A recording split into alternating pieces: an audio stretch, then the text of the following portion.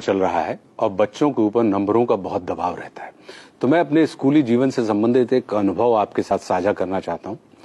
मैं सिर्फ उतना ही पढ़ता था जितना कि परीक्षा में पास होने के लिए आवश्यक होता था, क्योंकि मेरी सहज रुचि सामान्य शिक्षा में नहीं थी। मुझे कला, खेलकूद, इसमें एक व्यक्तिगत रुचि हुआ करती थी। तो मुझे स्कूल के द्वारा ये जो नंबर गेम होता था, मुझे रास नहीं आता था और स्कूल को अपनी प्रतिष्ठा की चिंता थी। वो इस बारे में ध्यान नहीं देते थे कि विद्यार्थी के अंदर कितनी क्षमता है। तो एक दिन मैं गुस्से में आया और मैंने अपना बस्ता मां के सामने फेंक दिया।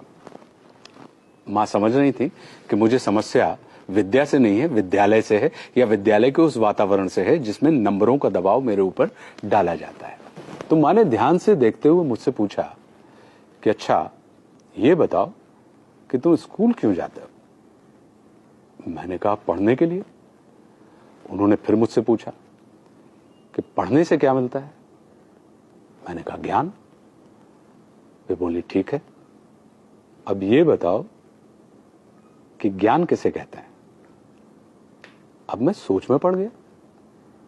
मुझे मौन और समझने की स्थिति में देखकर वे बोली कि ज्ञान हमें अड़ना भी सिखाता है और लड़ना भी सिखाता है।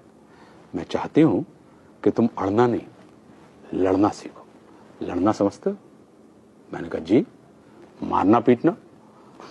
उन्होंने मुझे ऐसे देखा जैसे वे मेरी आंखों के रास्ते मेरे हृदय में बैठकर मुझसे बात कर रही हूं। बोली नहीं, मारना पीटना और लड़ने में अंतर होता है। मारपीट में या तो तुम किसी को हराते हो या कोई तुमको हराता है, लेकिन लड़ने में किसी को हराने का नहीं, उसे जीतने का भाव होता है। अपनी कमजोरियों से लड़ना मतलब कमजोरियों को जीतना, परिस्थितियों से लड़ना यानी परिस्थितियों पर विजय प्राप्त करना, शंका से लड़ना यानी शंका को जीतकर उससे मुक्त हो जाना, संकल्प से लड़ना मतलब संकल्प को जीतकर उसे सिद्ध कर अपना सहयोगी बनाना। जीतने की इच्छा सकारात्मक भाव है और मारपीट के हराने की इच्छा नकारात्मक ऊर्जा।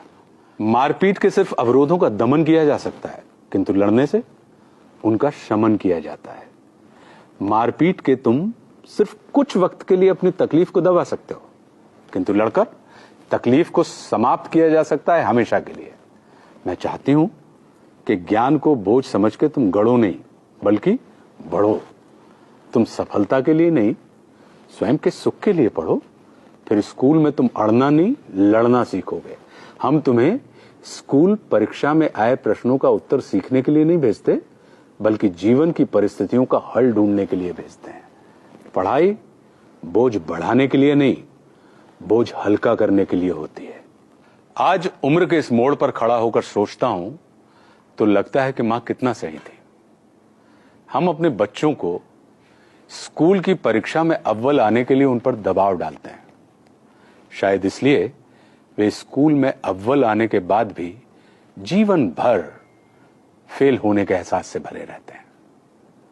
हमें अपने छोटे छोटे बच्चों से बड़ी बड़ी बातें करनी चाहिए ताकि वे बड़े होकर छोटी छोटी बातें ना करें, क्योंकि छोटे बच्चों के मुंह से बड़ी बातें सुनना यदि हमें सुखद लगता है तो बड़ों के मुंह से छोटी बातें सुनना कष्टकारी होता है।